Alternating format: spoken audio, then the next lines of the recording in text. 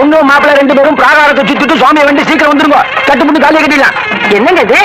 தாலியை கட்டினதுக்கு அப்புறம் ஜோடியா கோயில சுத்தி வருதானே முறை? ஆமா, மத்ததெல்லாம் இந்த கல்யாணத்துல முறையா நடந்துட்டாக்கும். 24 மணி நேரத்துல கல்யாணத்தை ஃபைனலைஸ் பண்ணிருக்காள். நல்லபடியா நடக்க வேண்டாமா? அதுதான் சுவாமியை வேண்டி வர சொன்னேன். சரி சரி, நீ இவளை கூட்டிட்டு போற. போப்பா போ.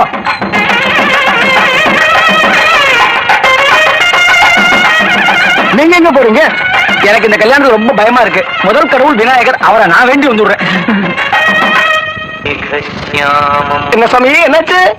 நீங்க சொன்ன மாதிரியே தாலி கட்டுறதுக்கு முன்னாடி பொண்ணையும் மாப்பிளையும் தனியா அனுப்பிச்சுட்டேன். அது போதும். ஏன்னா மத்த விஷயங்களை என் பொண்ணுகிட்ட நான் நல்ல விவரமா சொல்லி கொடுத்துருக்கிறேன். அவன் ஜமாச்சிருவா.